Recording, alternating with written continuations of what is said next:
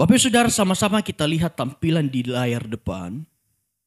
Kalau Bapak Ibu lihat ini seperti apa? Ini bukan bioskop. Ini panggung. Bisa jadi panggung teater, panggung penampilan. Dan bisa bisa jadi gereja, tapi gereja nggak relevan mungkin. Tetapi ini saya sebutkan panggung teater. Bapak Ibu Saudara, saya nggak pernah ikut teater atau orkestra. Karena di sini Bapak Ibu Saudara, biasanya mereka gelar dengan acara mewah. Biasanya kalau panggung orkestra itu karena pemainnya banyak dan juga penontonnya pun pasti banyak yang suka-suka musik klasik. Nah, Bapak Ibu Saudara, kalau dari gambar ini kita melihat dua unsur penting. Apa unsur pertama? Ada dua unsur penting untuk bisa teater ini jadi. Benar, satu harus ada penonton. Kalau teater nggak ada penonton, maka saya yakin percaya orang yang tampil pun lesu. Aduh, gak ada yang nonton. Jangankan panggung teater. Hamba Tuhan, ada titik di mana dia berdiri depan mimbar yang dikhotbahi 1-2. Ada titiknya dia lemes dikit. Bapak Saudara. Nah, pertama, di sini kita akan melihat ini akan diisi oleh penonton. Kemudian hal yang kedua, kalau penonton ada maka harus ada artisnya, penampilnya. Jadi unsur penting ini yang harus paling penting ada di sini. Ada penampil dan ada penonton. Oke? Nah, Bapak Ibu Saudara, tetapi hari ini kita nggak mau berbicara tentang panggung sandiwara. Kan ada lagunya, dunia ini panggung sandiwara. Tapi kita nggak akan berbicara tentang panggung sandiwara. Kita akan berbicara tentang panggung keluarga. Bapak Ibu Saudara, sadarkah Bapak Ibu, setiap keluarga kita masing-masing punya panggungnya masing-masing. Nah, pertanyaan selanjutnya Bapak Ibu Saudara, kalau panggung keluarga, maka yang benar yang mana kalau kita perhatikan?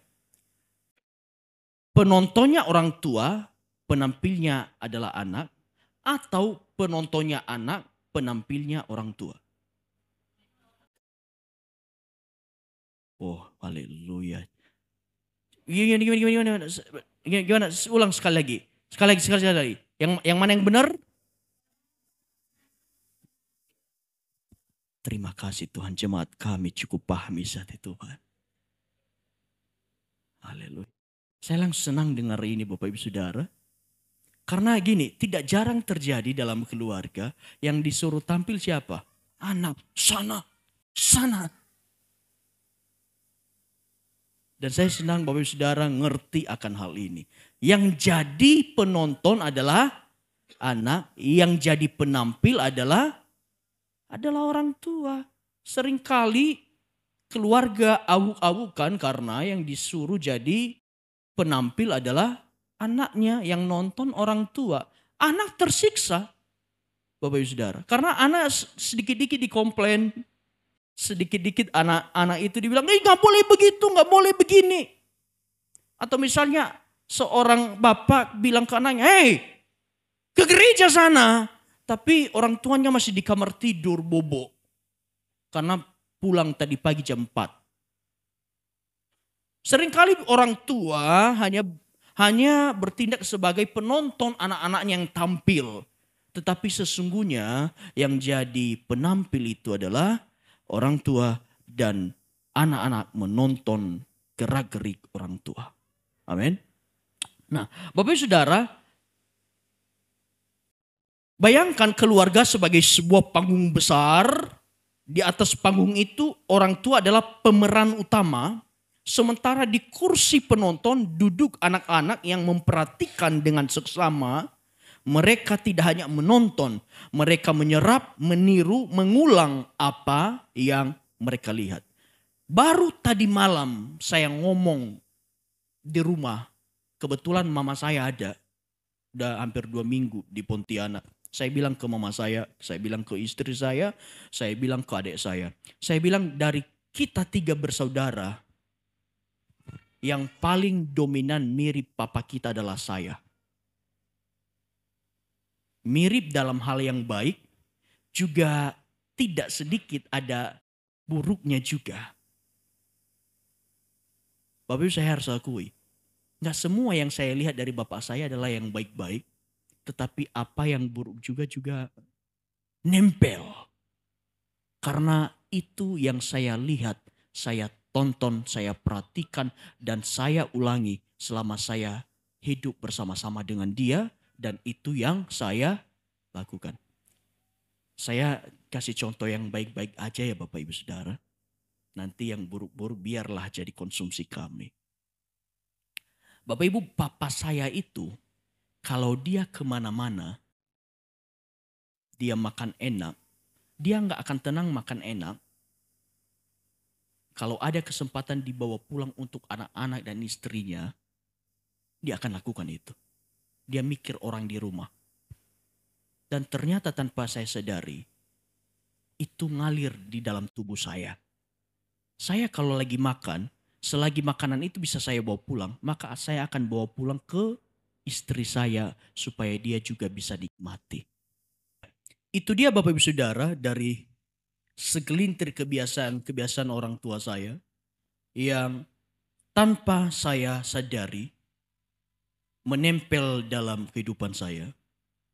Dan Bapak Ibu Saudara, saya percaya juga Bapak Ibu bisa melihat anak-anak Bapak Ibu lama-kelamaan akan menyerupai Bapak Ibu.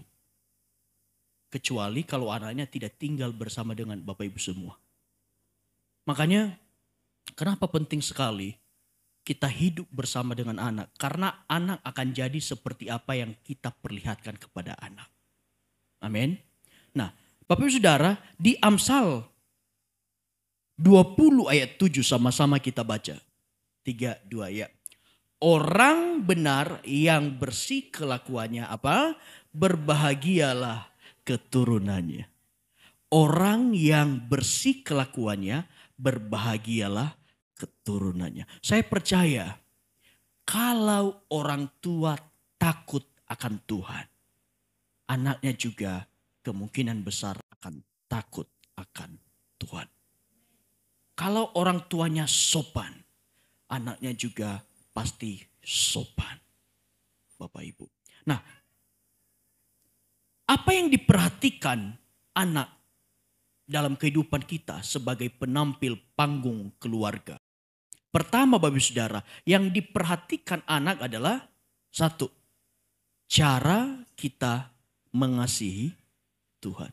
Bapak Ibu Saudara, tadi saya katakan begini, kita nggak bisa bilang ke anak, hei sana ke gereja, hei berdoa. Tetapi kita sendiri nggak pernah mau ke gereja, nggak pernah mau berdoa. Nggak mungkin kita bilang ke anak, jangan main HP saat makan. Tetapi kita sebagai orang tua lagi makan sambil main HP. Mungkin saat itu dia akan dengar karena dia takut, Bapak Ibu Saudara. Tapi suatu saat dia akan mungkin berani ngomong. Papa ngelarang saya, mama ngelarang saya, papa sendiri main HP saat makan. Jadi Bapak Ibu Saudara, apa yang kita lakukan adalah cerminan masa depan anak-anak kita dalam kehidupan sehari-hari. Dan kemudian Bapak Ibu Saudara, kalau kita baca Ulangan 5, 5-7, di sini memperlihatkan bagaimana kita cara mengasihi Tuhan. Dikatakan begini, kasihilah Tuhan Allahmu. Apa yang kuperintahkan kepadamu pada hari ini haruslah engkau perhatikan. Ini untuk kita sebagai orang tua. Dan untuk kita juga yang akan menjadi orang tua. Kalau kita mau anak-anak kita mengasihi Tuhan, kalau kita mau jadi anak-anak yang taat, maka apa yang harus kita lakukan? Kita juga harus jadi orang tua yang taat. Bapak Ibu Saudara, dikatakan haruslah engkau, ini dia yang penting. Haruslah engkau mengajarkannya berulang-ulang kepada anak-anakmu dan membicarakannya. Bapak Ibu Saudara, mengasihi Tuhan itu adalah bukan hal yang mudah. Dan cara kita transfer, cara kita mengajari anak kita mengasihi Tuhan juga bukanlah hal yang mudah. Betul? Oleh karena itu mulai dari sedini mungkin, anakmu masih bayi, nggak apa-apa perdengarkan lagu rohani. Aku punya Tuhan yang punya lagu rohani Bapak Saudara. Jangan perdengarkan kepada anakmu son horek. Nanti dia jadi pencipta son horek, kelak jadi besar. Mulai dari kecil Bapak Ibu Saudara, jangan hanya banyak baca dongeng kancil, engkau baca dongeng gajah, tetapi engkau mulai baca bercerita tentang cerita Alkitab. Hidupnya Musa, hidupnya Tuhan Yesus. Bapak Ibu Saudara, saya percaya begini. Cerita di dalam Alkitab tidak akan kurang untuk menjadi bahan pengajaran kepada anak kecil. Bapak Ibu Saudara, jangan sampai nanti anak kita kalau sudah besar, dia taunya cerita kancil dan monyet. Tetapi cerita pengetahuannya tentang Tuhan nol besar. Tapi pertanyaannya bagaimana kita bisa ngajarin Tuhan ke anak-anak kita kalau kita nggak punya pengetahuan akan Tuhan. Jadi poin pertama, engkau yang sudah jadi orang tua dan engkau yang akan jadi orang tua, yang belum nikah angkat tangan, belum nikah? Oke. Pasti nikah kan? Belajar mulai dari sekarang. Belajar mulai dari sekarang karena nanti akan tiba waktunya. Jangan sampai engkau bilang kepada anakmu, bapaknya Ishak itu Adam. Jangan sampai engkau bilang kepada anakmu, buah-buah roh itu mentimun. Jangan sampai engkau salah mengajarkan sesuatu yang berharga kepada anakmu. Tetapi engkau harus punya pengetahuan yang cukup. Dikatakan apa dari atas? Apa yang kuperintahkan kepadamu pada hari ini harus engkau perhatikan. Setelah orang tua memperhatikan apa yang dibilang Tuhan, kemudian dia punya tugas untuk mengajarkan berulang-ulang kepada anak-anak untuk membicarakannya. Bapak Saudara jujur, di WBI kemarin ada tema parenting. Dan jujur tema parenting baru 20% kami bahas karena waktu mepet. Dan sempat Bu Gembala bilang ke saya, boleh nggak Pak tema parenting dikhotbahkan? Serius saya agak bergumul, saya bilang ini agak susah karena tema parenting ini model seminar, nggak bisa dibawa khotbah. Dan akhirnya Bapak Ibu Saudara, karena saya itu begitu. Kalau istri saya bilang sesuatu, memang di depan saya tolak, tapi saya mikir keras bagaimana supaya jadi. Kemarin, istri saya curhat ke mama saya. Dia bilang, Ma, saya itu gak pernah beli apa-apa. Baju saya, sepatu saya gak pernah beli. Yang urus adalah suami saya. Saya gak punya hobi. Kemudian mama saya jawab, kayaknya bukan kamu gak punya hobi, tapi karena kamu nyaman apa-apa dibelikan sama suami kamu. Saya jawab betul. Karena biasanya dia bilang gini, kayaknya sepatu itu bagus deh. Udah bilang, itu kode itu. Dan suatu saat itu akan saya adakan untuk dia. Jadi bapak-bapak ingat ya, kalau istrimu sudah bilang kayaknya itu bagus, itu kode halus. Oke? Jadi cobalah mengerti. Ya.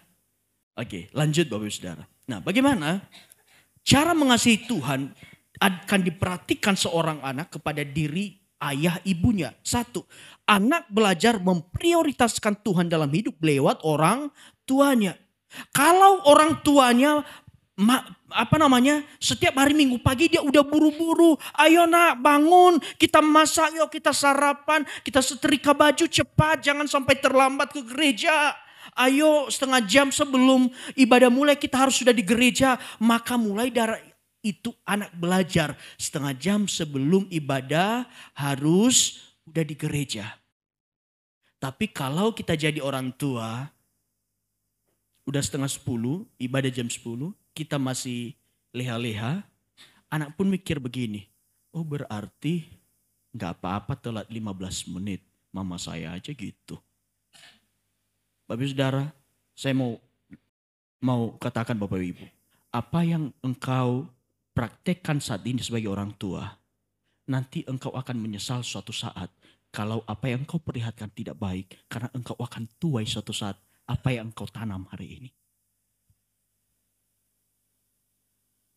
Jadi Bapak Saudara, anak-anak itu belajar bagaimana cara kita memprioritaskan Tuhan. Cara hidup seperti apa yang diharapkan kita perlihatkan kepada anak. Contoh, memberi waktu untuk Tuhan. Mungkin Bapak Ibu Saudara di tengah-tengah kesibukan, engkau memberikan waktu untuk mencari Tuhan. Ada satu jemaat tadi sebenarnya gak datang ibadah, tapi karena bergeser waktunya, saya bersyukur Bapak Saudara bilang, walaupun telat saya datang ibadah. Harusnya kan udah izin ya, beblas wae, ya kan? Anak-anakmu akan memperhatikan bagaimana caramu memprioritaskan Tuhan dalam hidup.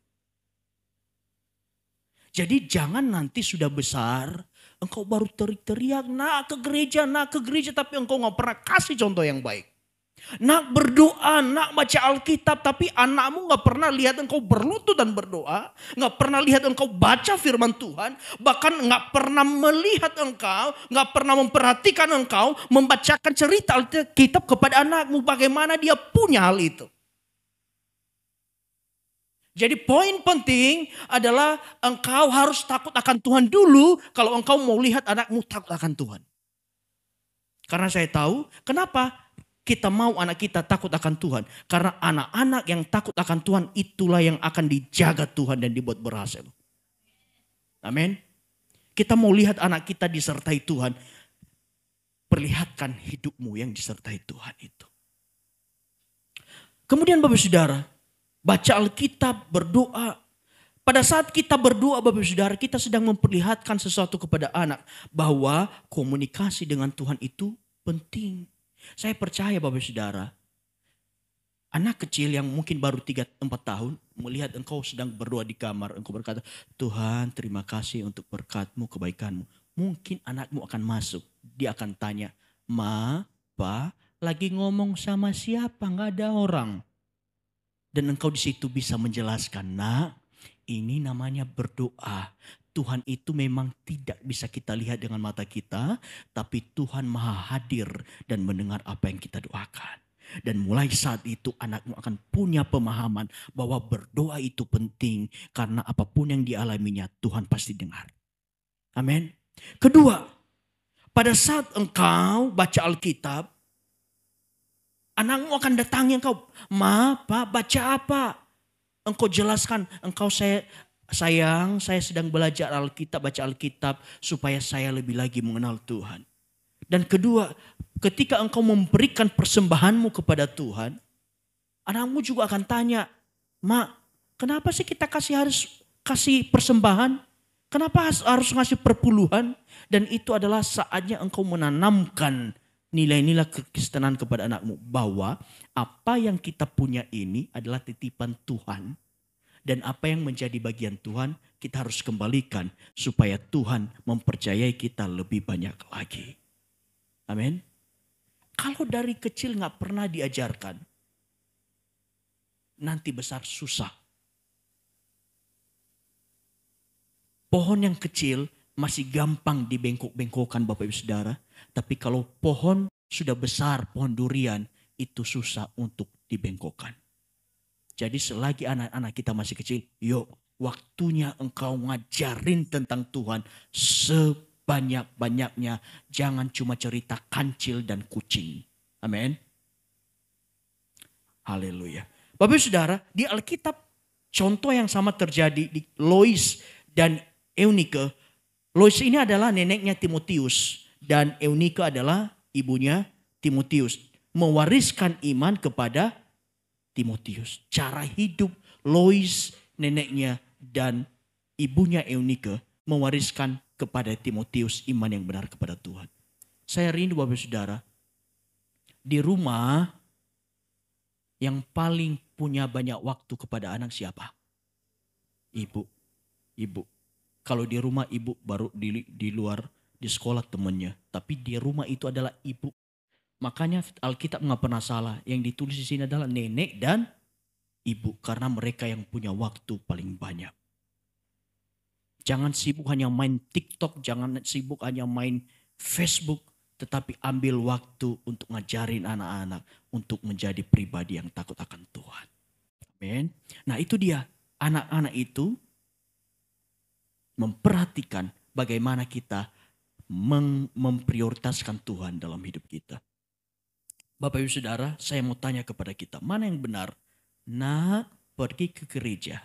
Atau ayo nak, kita pergi ke gereja. Sekali lagi Bapak Ibu Saudara, yang benar mana? Nak, pergi ke gereja. Atau ayo nak, kita pergi ke gereja. Nah Bapak Ibu Saudara, ini jelas. Saya melihat Cenovi bawa anaknya, Pak Leo bawa anaknya. Bahkan Bu Ratna yang gak punya anak bawa yang JC dia bawa. Karena anaknya jauh-jauh. Bu Melita bawa anaknya. Pak Samosir semua, Pak Aye bawa anaknya. Kami belum, nanti tunggu tanggal mainnya. Nah itu pertama yang diperhatikan anak dalam hidup orang tua. Kedua, apa yang diperhatikan anak adalah cara bicara kita Bapak Ibu Saudara. Bapak Ibu, anak-anak kita itu akan memperhatikan apa yang kita ngomongin di rumah. Efesus 4:29 dikatakan, janganlah ada perkataan kotor keluar dari mulutmu, tetapi pakailah perkataan yang baik untuk membangun di mana perlu, supaya mereka yang mendengarnya beroleh kasih karunia. Bapak Saudara, coba deh renungkan kita sebagai orang tua. Apakah perkataan kita setiap hari menjadi sesuatu yang menyegarkan bagi anak-anak kita? Apa justru perkataan kita menjadi sesuatu bumerang dalam hati anak-anak kita? Nah Bapak Saudara, anak-anak itu meniru cara orang tua bicara. Nada suara, pilihan kata, bahkan cara marah kita. Makanya Bapak Saudara, ini paling penting untuk orang tua. Saya mau katakan hari ini. Kalau engkau sedang marah, jangan marah depan anakmu. Oke? Karena kalau engkau marah depan anakmu, dia akan nyimpan dalam otaknya. Kenapa Bapak Saudara? Kalau kita sedang marah, yang keluar perkataan baik atau buruk? Itu jarang sekali ada perkataan baik. Gak mungkin marah-marah bilang gini, kamu baik ya, kamu manis. Enggak, pasti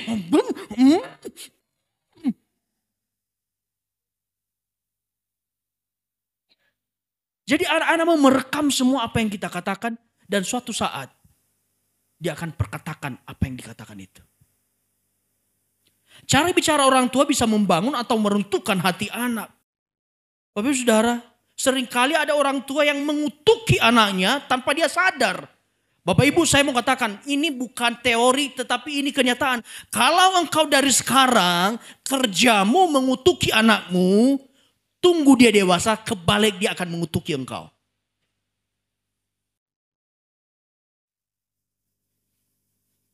Kalau dari kecil perkataanmu gak pernah membangun anakmu, hanya makian, hanya ini, hanya itu, tunggu dia besar, gantian.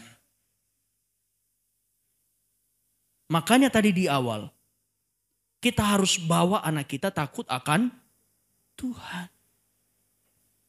Karena saya percaya orang yang takut akan Tuhan punya perkataan yang baik. Kemudian Bapak Saudara, seringkali orang tua yang gak ngerti menyakiti hati anaknya dengan perkataannya apa? Suka membanding-bandingkan anak. Jangankan orang tua dan anak. Saya sama istri saya paling gak suka dibanding-bandingkan. Bapak Ibu yang sudah berkeluarga, yang sudah punya anak, coba pikirkan. Pernah gak sih kita banding-bandingkan anak?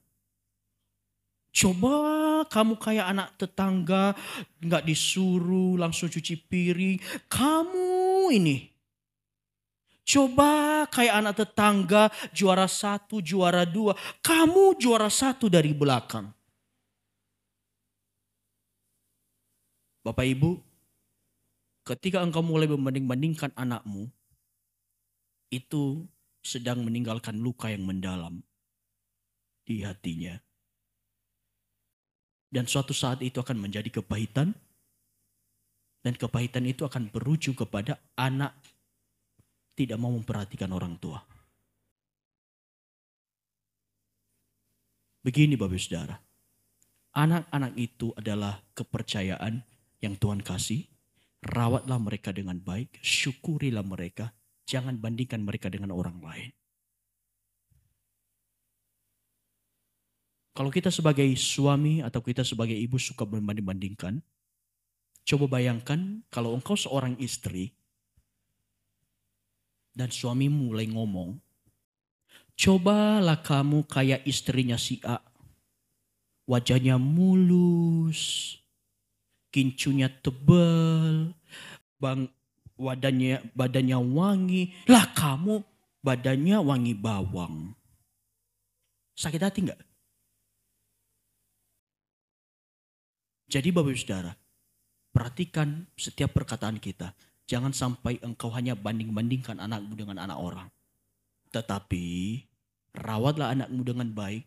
Ajarilah anakmu dengan baik. Maka saya percaya anakmu gak akan kalah dengan orang lain. Amin. Kemudian Bapak Saudara, dalam kita berbicara jangan sampai anak kita itu menjadi minder. Cara kita bicara yang baik Bapak Saudara. Begini, seringkali tanpa kita sadari kita ngomongkan ini dasar anak bodoh, dasar anak tidak bisa diandalkan, dasar anak tidak tahu diuntung. Saya mau katakan hari ini, apa yang engkau perkatakan hari ini adalah doamu di masa depan. Dasar anak nakal, dasar anak gak bisa diatur. Tetapi saya mau katakan, perkataan yang baik contohnya, ketimbang engkau bilang anak bodoh, bilanglah, kamu pasti bisa pintar kalau belajar. Memang kenyataannya memang mungkin kognitifnya kurang, tapi itu adalah doamu. Nak, engkau pasti bisa pintar kalau kamu mau belajar. Kita belajar ya. Kemudian,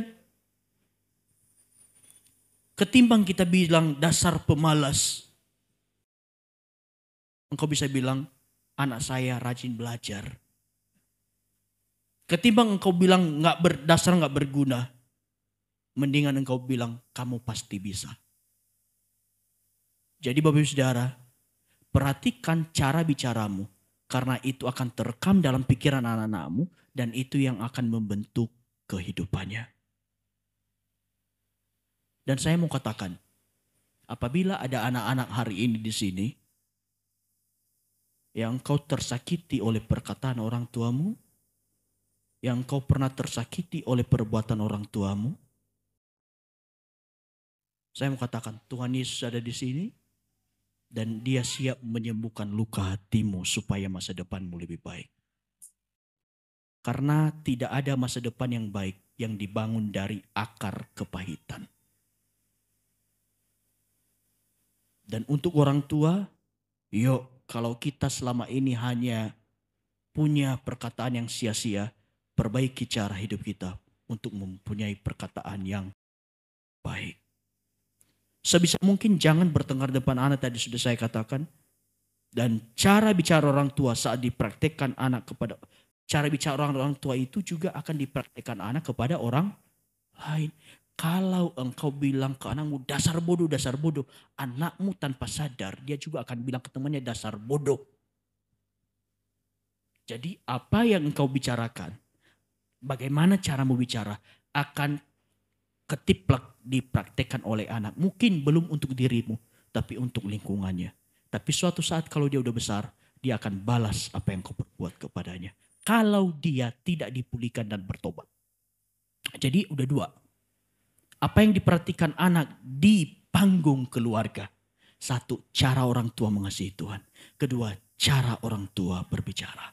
Yang ketiga, Bapak Saudara, masih betah? Atau kita tutup? Betah ya. Yang ketiga, Bapak Saudara, adalah cara orang tua bekerja dan bertanggung jawab. 2 Tesalonika 3:10-11 dikatakan, sebab juga waktu kami berada di antara kamu, kami memberi peringatan ini kepada kamu, jika seorang tidak mau bekerja, sama-sama kita katakan, janganlah ia makan.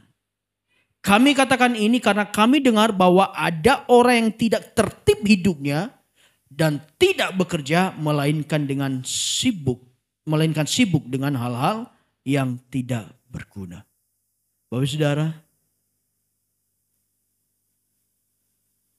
ingat ya, kita ini sebagai ayah, pria, kita itu punya peran dalam keluarga sebagai raja. Oke? Dan raja itu fungsinya adalah memprovide atau menyediakan kebutuhan keluarganya. Apa jadinya kalau seorang ayah, istrinya pergi bekerja banting tulang, sampai tulangnya udah hancur tetap dibanting. Tapi suaminya sibuk nyanyi mardua holong di lapo. Bapak Saudara, dikatakan di sini adalah anak memperhatikan cara kita bekerja dan bertanggung jawab, terutama seorang ayah. Kalau anak melihat pagi-pagi ayahnya pergi bekerja, dia juga akan seperti itu nantinya. Kemungkinan besar. Dan perhatikan Bapak Ibu Saudara, sebelum ada media sosial, rata-rata kalau ditanya anak mau jadi apa, rata-rata dia lihat ayahnya. Kalau dia lihat ayahnya jadi polisi, pasti dia mau jadi polisi. Nelson pas kecil, ayahnya tanya, "Nak, kalau besar mau jadi apa?" Dia lihat bapaknya supir truk. Akhirnya dia bilang, "Saya kalau besar mau jadi kernet ayah." Karena itu yang pertama yang dia lihat. Kemudian sekarang dia udah mulai besar, udah ganti cita-citanya, mau jadi pilot.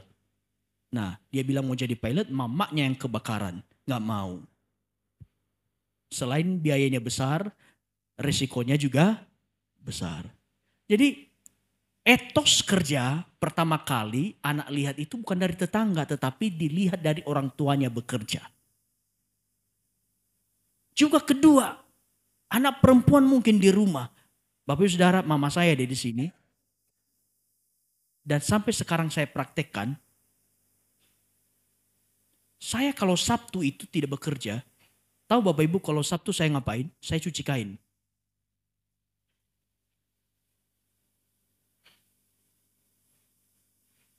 Saya masak. Dari mana saya melihat itu? Karena papa saya juga dulu masak. Dan itu saya lakukan sampai sekarang. Itulah contoh-contoh, beberapa contoh yang saya lakukan. Bapak Ibu Saudara, anak-anak melihat cara kita dalam kehidupan sehari-hari. Dan kemudian Bapak Ibu Saudara, anak melihat kalau ibu misalnya masak makanan, siapin makanan. Ketimbang daripada ibu dia lihat anaknya udah lapar, udah ngomong. "Ma, lapar. Bentar ya nak, nanggung." Lagi main HP.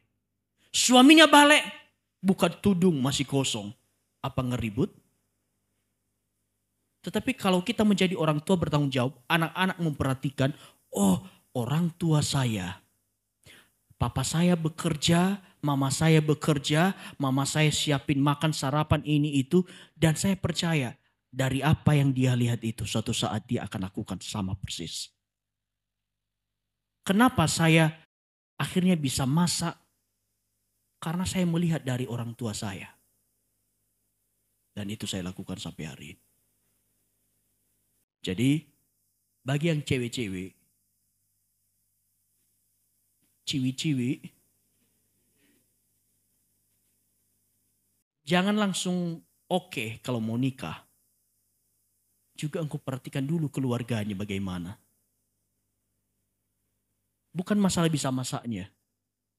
Engkau perhatikan apakah keluarganya damai sejahtera, apakah keluarganya, kalau bahasa sehari-hari, bibit, bebet, bobot.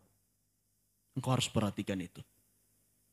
Jangan engkau hanya melihat wajahnya cantik dan kemudian engkau terpesona. Ingat, awal-awal pacaran itu biasanya banyak diskon. Diskonnya itu gini, mas, mau apa mas? Tunggu nanti sudah nikah. Mau apa? Nanti dia berubah dari orang Jawa jadi orang Batak. Yakinlah.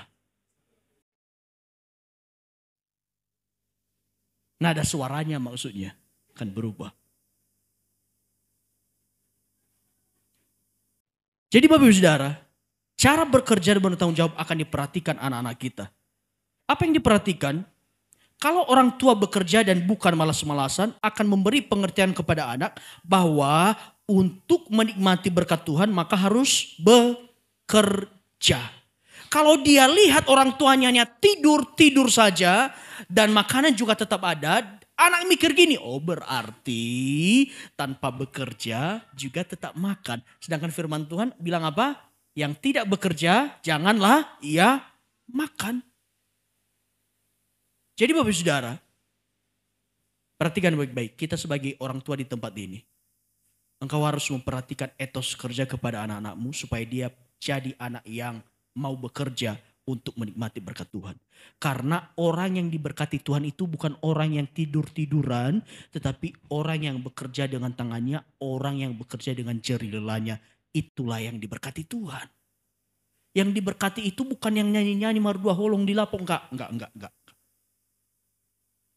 Dari pagi sampai malam mardua holong terus. Karena sekarang udah bayar royalti kalau pakai lagu lain. Jadi mardua holong terus. Ya. Kemudian Bapak Ibu Saudara, bekerja adalah perintah Tuhan. Dan Tuhan memberkati orang yang bekerja, tetapi bekerja dengan jujur dan benar. Kalau engkau juga bekerja tidak benar, anakmu suatu saat juga pasti mungkin akan bekerja memang, tetapi dengan cara yang tidak benar. Kemudian Bapak Ibu Saudara, jangan memanjakan anak, ajari dia tanggung jawab. Jangan memanjakan anak, tetapi mulai beri tanggung jawab kecil sesuai dengan usianya. Jangan pula baru 3 tahun engkau suruh dia pergi belanja. Enggak masuk. Tapi minimal mulai dari umur 3 tahun, 4, 5 tahun. Engkau tahu apa yang harus dilakukan, minimal bereskan kamarnya. Supaya dia belajar tanggung jawab. Jangan sampai kita punya anak. Jangan sampai Bapak Ibu, apalagi ini untuk anak perempuan. Jangan sampai ayah ibu punya anak perempuan, dia nikah nanti masak air aja gosong. Karena alasan anak perempuan sekarang apa? Kan ada Gojek. Disuruh nyetrika baju gosong. Katanya ada laundry. Bapak Saudara, mulai dari kecil, saya tahu remaja-remaja GBH cakap dalam bekerja. Amin. Ajari dia dengan baik. Jangan sampai engkau gini-gini. Terkadang orang tua menyayangi anaknya dengan cara yang salah. Dari kecil nggak pernah diajari tanggung jawab. Gak boleh masak, gak boleh cuci kain, gak boleh ini, gak boleh itu. Jadi besar, masak air aja gosong, gimana ceritanya? Jadi mulai dari kecil kasih tanggung jawab besar. Kemudian ajarkan mengenai reward and punishment. Bapak Ibu Saudara, firman Tuhan berkata begini. Rotanlah anakmu supaya engkau tidak dibikin susah pada masa tua. Tetapi jangan menginginkan kematiannya. Papa saya baik kepada saya. Tapi pada saat saya salah, saya pernah bolos sekolah, dia pernah tampar saya. Tapi setelah tampar saya tahu air matanya menetes. Karena sebenarnya dia nggak sanggup untuk nampar, tapi yang ditampar bukan saya, yang ditampar kelakuannya. Jadilah orang tua yang tega kalau anakmu salah, engkau didik. Mama pukul kamu bukan karena nggak sayang, tapi mama pukul kamu karena berbuat ini. Kemudian ajari anak, jangan cuma anak bilang gini, ma mau ini langsung engkau kasih. Lama-lama anakmu jadi anak yang tantrum. Tahu tantrum? Nanti ada suatu saat engkau gak kasih, dia guling-guling nih. Dia guling-guling dari ampera bawah sampai ke atas. Guling-gulingnya tuh nyampe tuh. Hemat bensin. Ajari dia, jangan selalu memberikan apa yang dimau anak. Tapi ajari dia tanggung jawab. Oke nak, kita akan belikan. Tetapi mulai dari sekarang kita nabung pelan-pelan. Karena untuk mendapatkan sesuatu kita harus bekerja dengan sungguh-sungguh. Sehingga nanti apabila dia dapat satu barang yang dia inginkan, dia akan jaga betul-betul karena itu diperoleh dari susah payah. Kalau dia bilang, maaf mau ini, oke. Yakinlah baru sehari rusak itu barang. Jadi ajari anak mengenai tanggung jawab, cara bekerja dan tanggung jawab.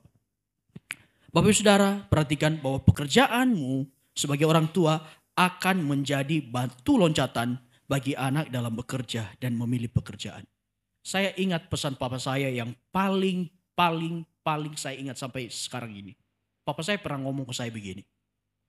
Nak, kamu tahu papa kerja pakai cangkul? Kamu tahu kerja pakai bapak sebagai kuli kasar? Keringat, gak enak, pikul semen. Belajar ya sungguh-sungguh ya nak. Nanti papa rindu kamu bekerja gak pakai cangkul lagi. Tapi kamu bekerja pakai pulpen. Bapak saya bilang pakai pulpen. Sekarang saya bekerjanya pakai laptop. Jadi Bapak Ibu Saudara, ingat pekerjaan orang tua akan menjadi batu loncatan kepada anak-anak. Cenovi ajarkan mulai dari sekarang, nak ini mama papa punya bisnis kecil-kecilan jual sayur. Mama papa nanti rindu besar kamu jadi penjual mobil. Penjual ini, penjual itu yang besar, lebih besar dari ini. Maka mulai dari sekarang belajar dari papa mama supaya hidupmu lebih baik lagi. Amin. Dan yang terakhir Bapak Ibu Saudara. Anak kita memperhatikan kita cara mengasihi dan memperlakukan sesama. Kita baca Keluaran 3:19-21. Hai suami-suami, kasihilah istrimu dan janganlah berlaku kasar terhadap dia. Hai anak-anak, taatilah orang tuamu dalam segala hal karena itulah yang indah di dalam Tuhan. Hai bapak-bapak, janganlah sakiti hati anakmu supaya jangan tawar hatinya. Saya mau bilang kepada Bapak Ibu. Anak-anak memperhatikan cara kamu memperlakukan orang lain. Di rumah, kalau engkau panggil istrimu, sayang, mama, honey, sweetie, atau kau panggil, oi, kopi. Lama sekali kopi itu, bah. Kau bisa jadi istri yang baik tidak? Mau diganti?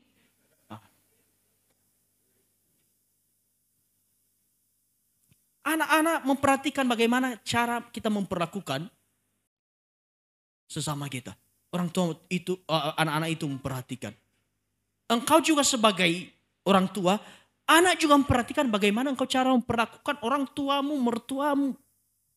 Saya pernah diceritakan salah satu jemaat, dia bilang ke jemaat, dia bilang ke anaknya, "Nak, nanti kalau kamu besar, kalau bekerja, rawat mama ya. Kasih mama uang ya." Kemudian anaknya balik nanya, "Emangnya mama kasih uang ke nenek?"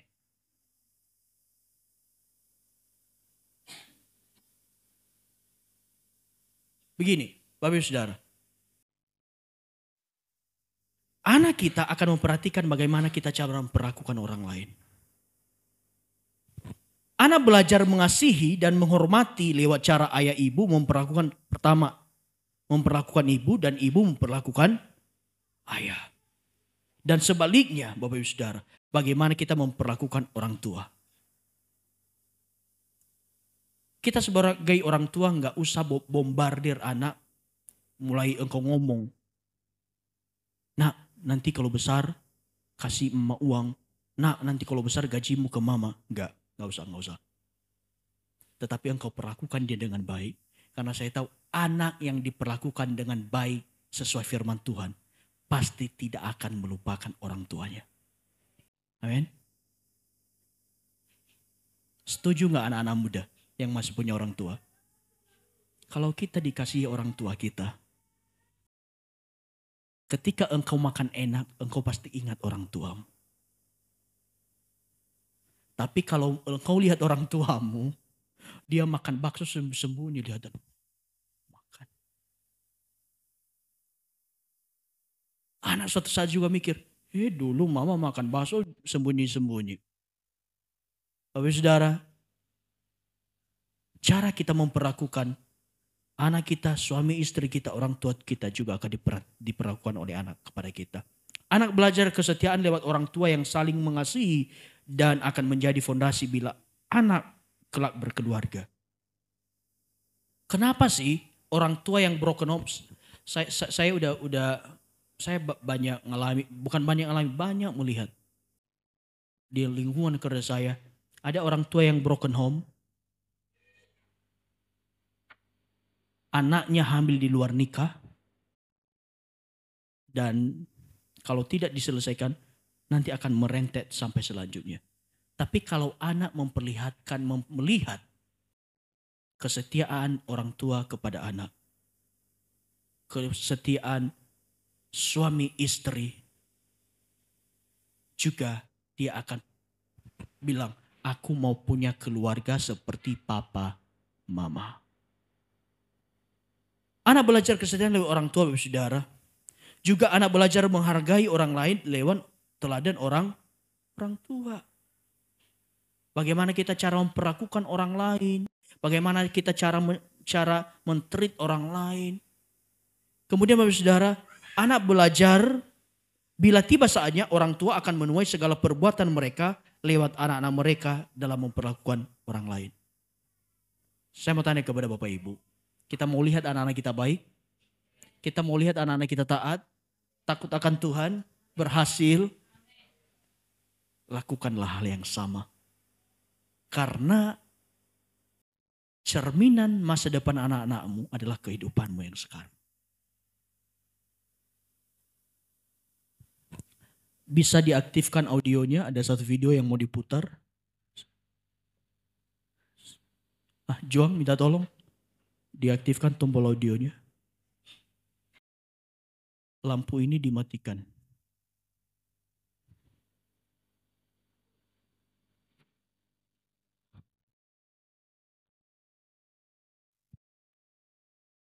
Matikan dulu lampu ini, Juang. Oke. Aktifkan dulu audionya. Ya, diklik. It looks like rain again today. Dark clouds gather and fill the sky. Don't know how to talk to you, just know how to say goodbye. Apa ini perlakukan orang tua juga diulangi oleh anak. Hanya orang sering bilang gini, buah tidak jauh dari jatuh dari pohonnya. Kalau orang tua suka bertengkar, anak-anak pun suka bertengkar. Children see, children do. Tapi sebaliknya, kalau orang tuanya baik, pasti juga anak itu baik, Bapak Ibu Saudara. Anak-anak tidak pernah bagus dalam mendengarkan. Yang setuju katakan, amin. Engkau mau ngomong 1000 kali di telinganya, dia pasti gagal melakukan apa yang kita bilang. Tetapi satu hal, namun mereka tidak pernah gagal dalam meniru mereka. 1000 perkataanmu akan kalah dengan 1 tindakanmu. Jadi engkau mau ngomong berkali-kali, tetapi akan begitu dia perhatikan akan berhasil menduplikat apa yang engkau perbuat. Kita mau anak-anak kita menjadi generasi ilahi, amin. Kita mau berdoa untuk mereka, mari kita bangkit berdiri. Haleluya. Bapak terima kasih, jikalau saat ini kami dipercayakan sebagai orang tua, kami berdoa berikan hikmat kepada kami untuk menjadi orang tua yang baik. Karena kami mau melihat generasi kami, generasi yang luar biasa. Jikalau kami masih single, belum menikah, ataupun sudah menikah belum punya anak, Tuhan percayakan kami untuk menjadi orang tua yang baik. Untuk mendidik anak-anak kami di dalam takut akan Tuhan. Hamba berdoa Tuhan berikan hikmat kepada orang tua untuk melakukan apa yang Tuhan mau. Terima kasih untuk firman-Mu. Biarlah firman-Mu menjadi bekal dalam kehidupan kami.